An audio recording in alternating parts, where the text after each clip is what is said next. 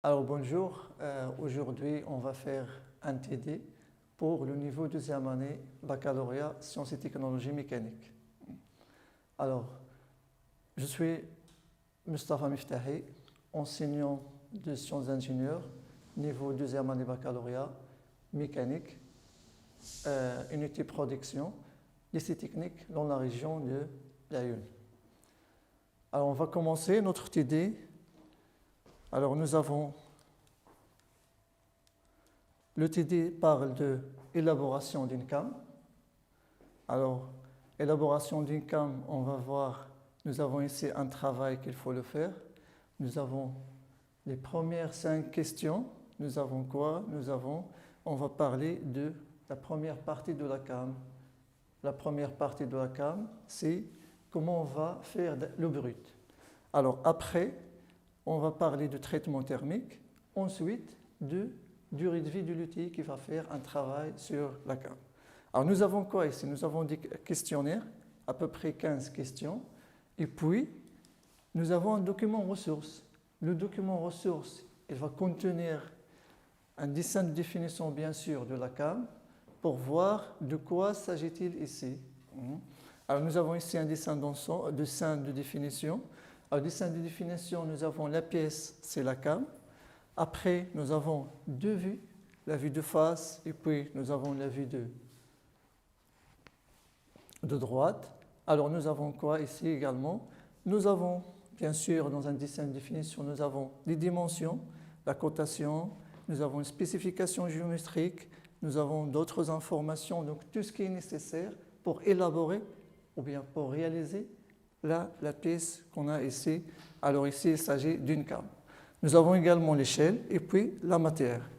Alors voilà, ça c'est la première partie faite dans le document ressources. Alors deuxième document ressources, nous avons un avant-projet d'étude de fabrication de la cam. Ça veut dire les étapes ou bien les phases pour arriver à le profil ou bien la forme définie de la pièce. Alors nous avons la phase 1 ou bien la phase 10, c'est le sciage. Alors la phase 10, sciage, nous avons quoi comme opération? Scier, tronçon, alors diamètre 204, épaisseur 44, plus 0, moins 1. Bien sûr ici c'est en millimètres, à partir d'une barre laminée. Après nous avons également tournage, dressé F1, dressé F3, charioté D2, ainsi de suite. Tournage, la phase suivante. La phase suivante, nous avons un brochage, et puis contournage, ensuite traitement thermique, rectification et à la fin métrologie, ça veut dire on va contrôler la pièce qu'on a obtenue. Après, nous avons données de traitement thermique, ça veut dire ce sont des données qui concernent le traitement thermique. Ici, nous avons un graphe, cycle de traitement thermique. Nous avons un diagramme, fer carbone, donc on va y revenir quand on va arriver à ça dans le TD. Alors, et à la fin, nous avons des données pour la durée de vie des outils. Alors ici, on va voir, il s'agit de quelle partie. Alors, on commence. Alors, la première question, qu'est-ce qu'il dit ici? Donc, identifier et expliquer la désignation du matériau de la cam à réaliser. Donc, tout d'abord, nous avons identifié et puis expliquer. Donc, identifier, donc il faut chercher c'est quoi la matière. Alors, nous avons quoi ici comme données? On nous dit comment? Ressources. Alors, souvent, identifier donc, la matière, on va la trouver dans le dessin d'ensemble. Donc, voilà, on va venir ici, dessin de définition. Nous avons ici la matière, 35 CrMO 4. Donc, ça, c'est identifier. Donc, la première partie donc, de la question 1, nous avons 35 CrMO4. C'est ce qu'on va écrire ici, 35. Après Cr, MO, voilà, et 4 à la fin. Alors voilà, donc ça c'est la désignation. La matière c'est 35 CrMO4. Donc maintenant, on va l'expliquer. Donc ici, il s'agit de quoi? Il s'agit d'un acier faiblement allié. Donc acier faiblement allié. Acier faiblement allié, donc suivi par quoi? Suivi par le pourcentage de carbone. Donc 35, on va la diviser par 100 pour trouver le pourcentage de carbone. Donc 35 divisé par 100, c'est 0,35 de carbone. Donc on va dire contenant 0,35% de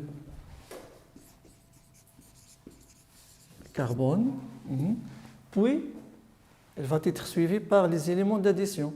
Bien sûr, ici, c'est un acier faiblement allié, donc les éléments d'addition, ils ne doivent pas dépasser 5% en pourcentage. Donc nous avons la première partie, c'est Cr. Cr, c'est quoi? C'est le chrome. Et puis, le pourcentage de chrome, ici nous avons le chiffre 4. Donc 4, il correspond au pourcentage de chrome. Alors seulement dans les aciers faiblement alliés, donc on ne va pas prendre la valeur qui est inscrite ici directement, on va la diviser par 4. Donc pour le chrome, on va la diviser par 4. Donc 4 divisé par 4, donc c'est 1. On va dire, donc contenant 0,35% de carbone, 1% de chrome. Et pour la lettre suivante, c'est MO. Donc ça, c'est le molybdène. Puisque nous n'avons aucun chiffre, donc on va dire c'est moins que 1%. Ou bien on peut tout simplement dire quelques traces de molybdène. Donc, quelques traces de molybdène. Voilà. Donc ça, c'est ce qui concerne la question 1. Identifier et puis expliquer. Alors pour la question 2, donc nous avons donné le mode d'obtention de brut de la cam. Donc également, on va y aller vers le document ressources. Voilà, donc ici, nous avons fait le dessin de définition seulement la matière, nous n'avons pas une information sur le brut. Donc on va y aller à l'étape suivante. Nous avons ici un avant-projet d'étude de fabrication de la cam. La première phase, phase numéro 10, sciage. Nous avons scié des tronçons de diamètre et d'épaisseur, et puis à partir de barres laminées. Donc barres laminées, ça veut dire ici, on spécifie le brut, on le trouve où? Ou bien d'où vient le brut. Donc c'est ce qu'on appelle, c'est le procédé de laminage. Donc pour la deuxième question, on va écrire c'est le laminage.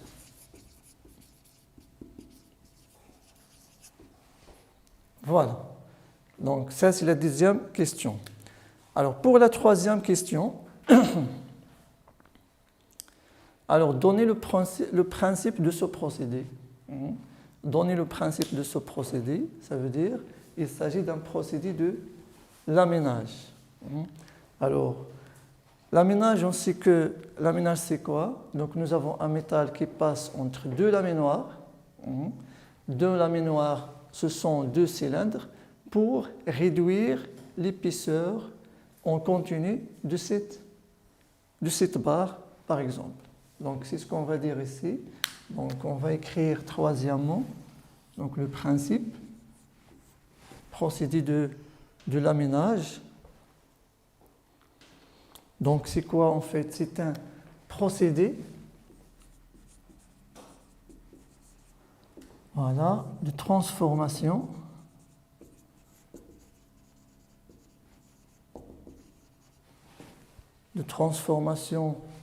du métal, donc par passage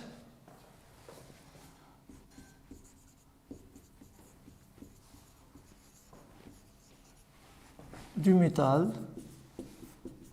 Voilà, donc le métal il va passer entre deux cylindres, ou bien en laminage on parle de deux laminoirs, donc par passage du métal entre deux laminoirs.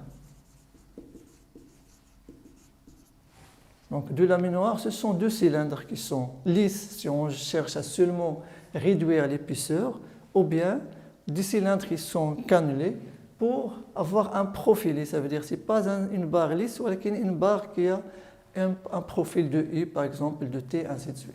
Donc, voilà. Donc ici, procédé de transformation par passage du métal entre deux laminoirs, voilà, qui tourne en sens inverse, qui tourne en sens opposé.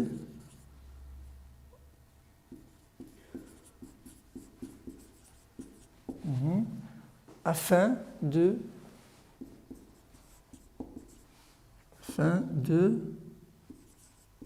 réduire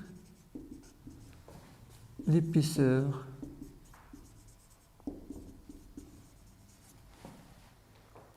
par une déformation plastique. Une déformation plastique.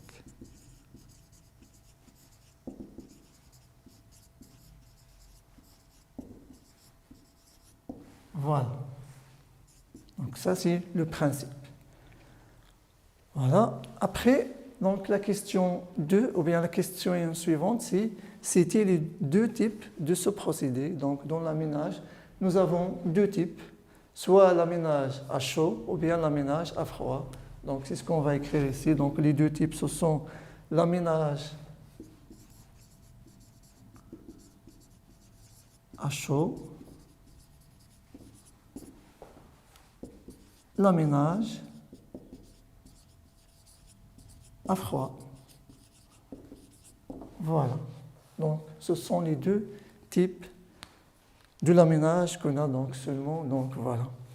Alors, la question 5, compléter le dessin du brut capable de la cam. Alors, quand on va venir ici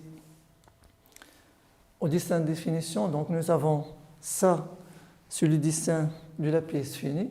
Donc, il nous demande de dessiner le brut. Ça veut dire le brut avant d'usiner à de la forme. Donc, il a été comment? Donc, ici, bien sûr, on parle de l'aménage. La phase 10, c'est quoi? C'est un sciage. Ça veut dire qu'on va couper à le tronçon. Un tronçon de diamètre 204 et d'épaisseur 44, plus ou bien plus 0, moins 1, ici, dans l'épaisseur. Donc, voilà. Donc, on va représenter le dessin ici.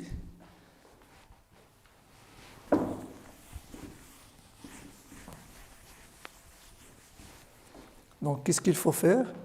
On va reprendre, question 5, on va reprendre le dessin. Donc, nous avons l'axe ici. Alors, après, donc à peu près, comme ça. Voilà.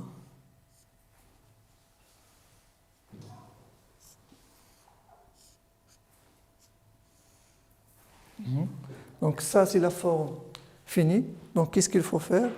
On va la rendre à l'état initial. Ça veut dire quand elle a été produite par le laminage. Donc l'aménage, il va donner quoi? Il va donner une poutre ou bien, voilà, ou bien une barre. Donc ici, le diamètre. Donc on va ajouter sur épaisseur d'usinage ici. La même chose ici.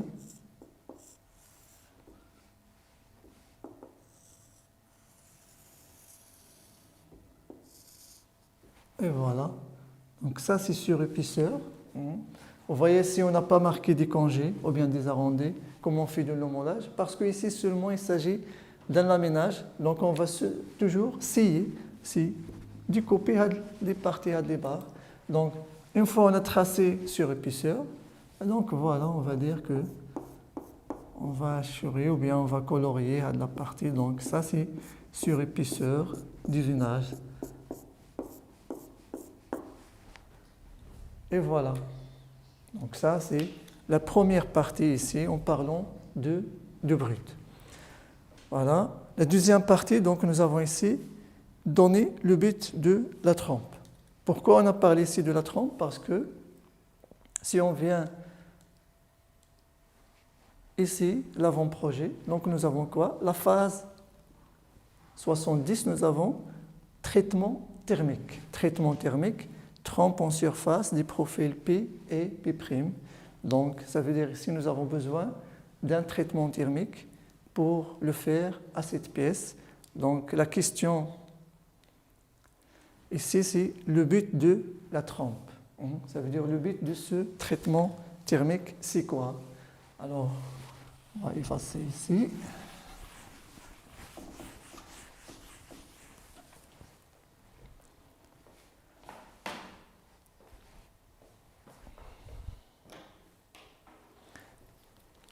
Question 6. Donc la trempe, donner le but de la trempe.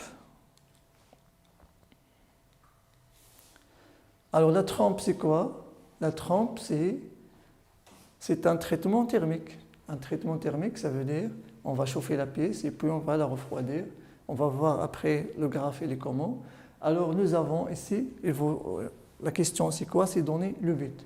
Alors le but de la trempe, c'est quoi? C'est améliorer les caractéristiques de la pièce. Alors, quelles caractéristiques? Surtout, c'est la dureté. On va améliorer la dureté, on va améliorer la ténacité également. Donc, c'est le but, donc améliorer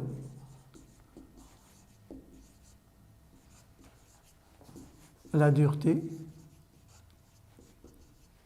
et la ténacité de la pièce. Voilà. La dureté, c'est quoi? C'est la résistance de la pièce au marquage. Et la ténacité, c'est la résistance de la pièce aux sollicitations, telles que la traction, la compression, le cisaillement, ou bien ce qu'on appelle la fatigue.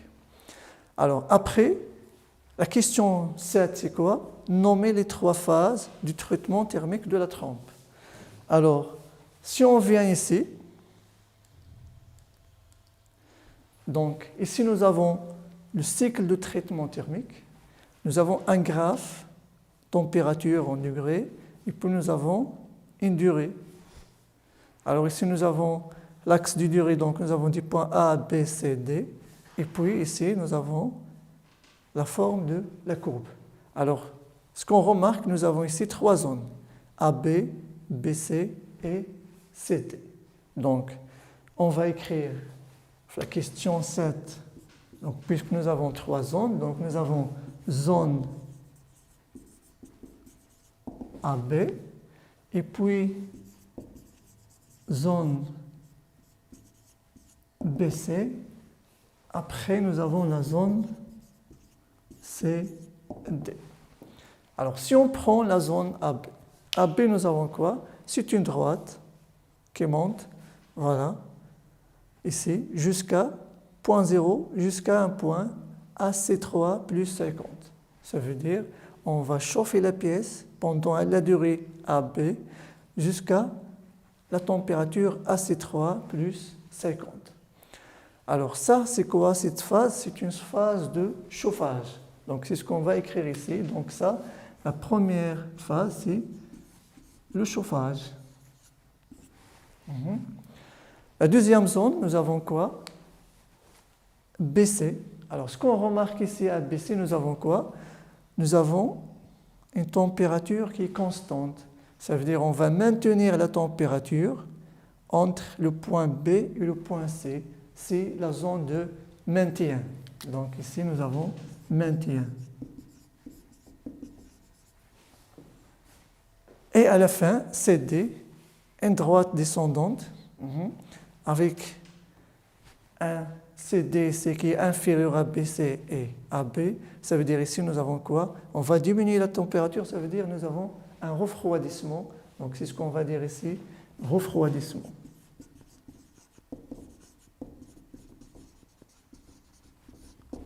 Voilà. Donc en général, un traitement thermique, toujours nous avons les 3 phases. Donc zone chauffage, maintien et refroidissement. Seulement ici dans la trempe, on constate ici que le refroidissement il est d'une durée qui est minimale. Ça veut dire qu'il est très rapide ou bien rapide. Voilà. Donc ce sont les 3 zones que nous avons dans le traitement thermique. Alors, puis la question, Voilà, donc c'est ce qu'on a ici, la question 7. Question 8, donc complétez le tableau ci-dessous relatif à l'influence de la trempe sur les caractéristiques mécaniques. Donc, on va remplir le tableau par augmente ou bien diminue. Nous avons ici, on parle de quoi? On parle de la trempe et nous avons ici dureté, résilience à allongement. Donc, question 8. Alors, question 8. Donc, pour la dureté, on va dire quoi? La dureté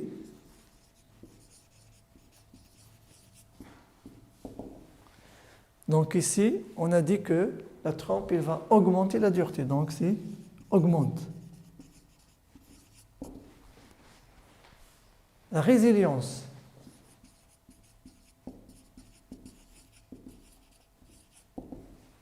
La résilience ici, donc, c'est, elle va être diminuée. Donc, diminuée. Ainsi que l'allongement également.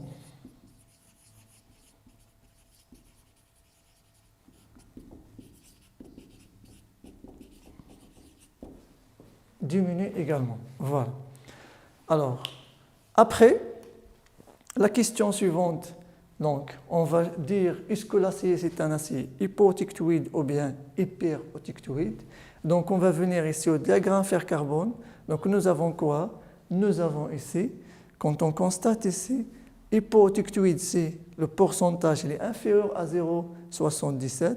Hyperotictoïde, donc inférieur à 0,77.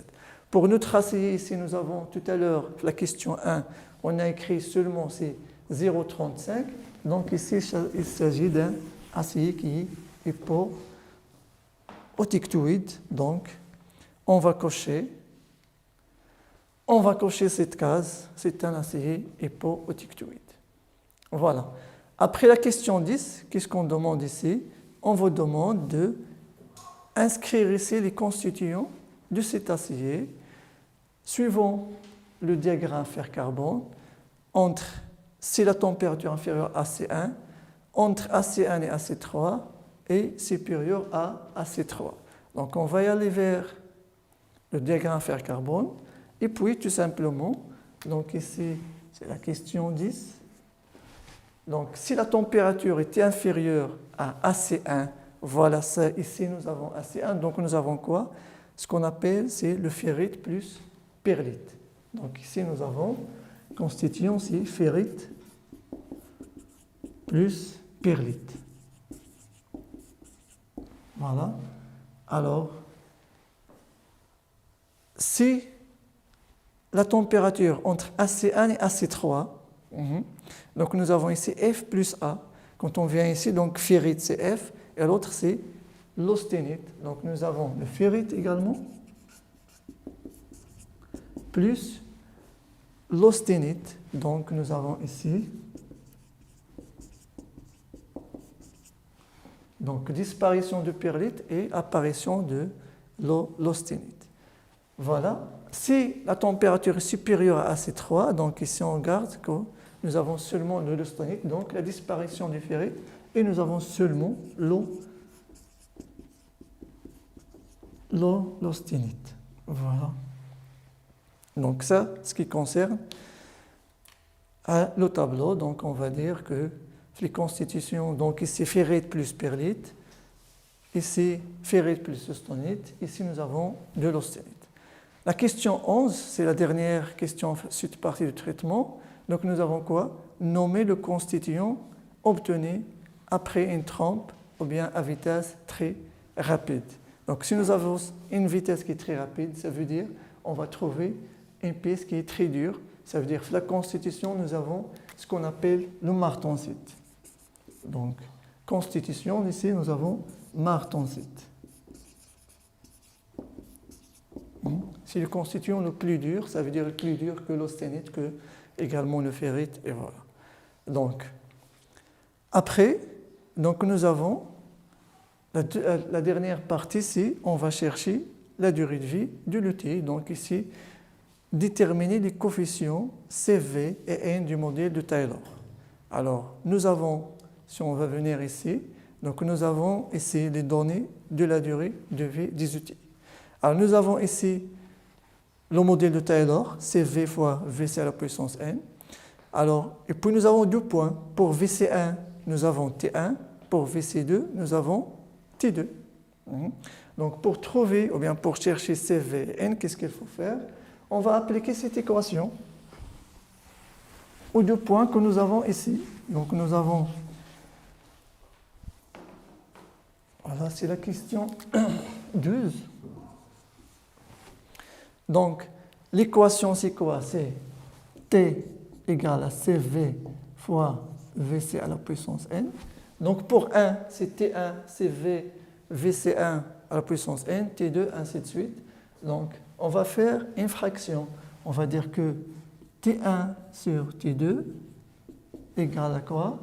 À Vc1 sur Vc2 à la puissance n. On va simplifier le Cv, la constante.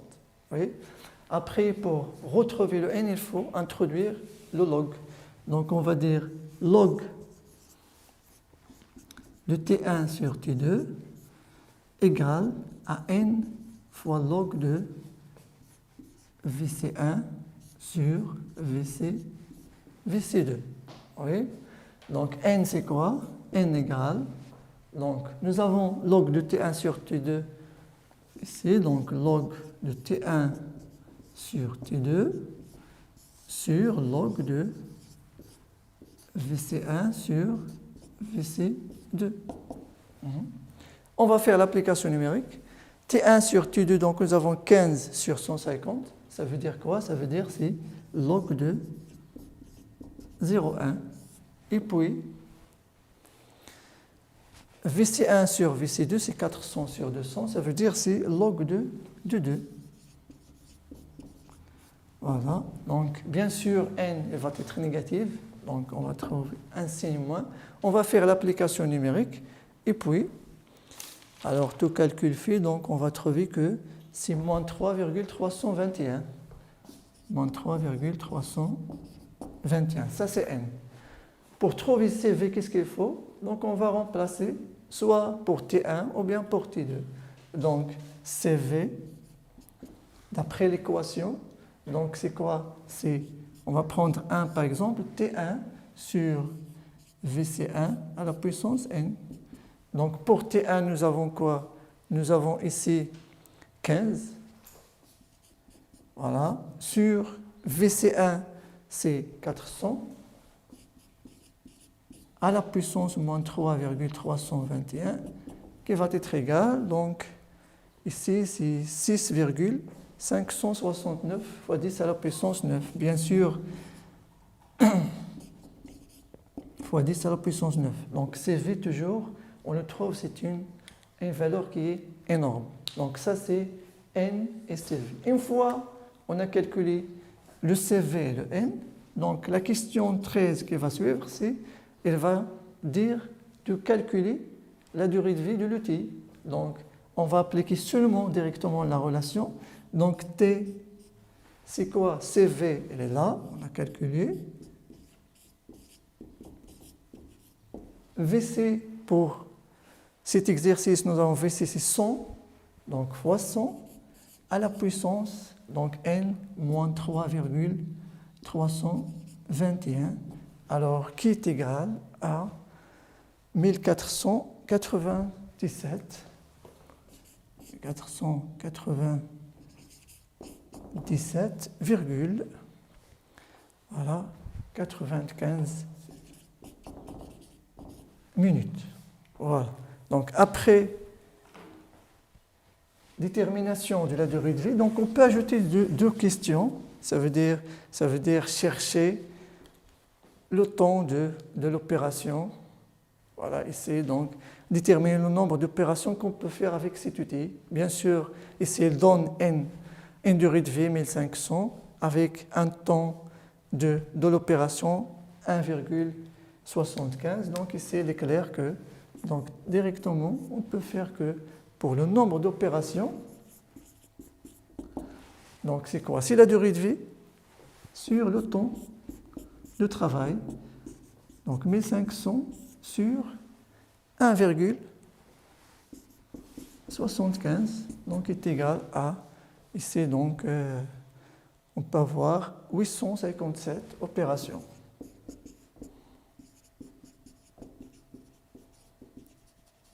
Qu'on peut faire par cet outil. On peut ajouter également la dernière question, ça veut dire, si nous avons ici, donc, on va chercher le nombre de pièces. Alors, si on constate ici, nous avons quoi? Nous avons dressage de F1 et dressage de F2. C'est le même profil. Donc, on va répéter le travail 2 fois. Ça veut dire le nombre d'opérations, il faut le diviser par 2 pour avoir le nombre de pièces. Donc, le nombre de pièces, c'est NOP divisé par 2. Ça veut dire, on va diviser 857 par 2. On va trouver, donc, soit 428 pièces qu'on peut réaliser. Voilà, c'est tout ce qui concerne ce TD. Donc, c'est une révision pour rappeler ou bien consolider les acquis pour soit élaboration du brut, traitement thermique et durée de vie en travaillant par modèle de Taylor. Et merci.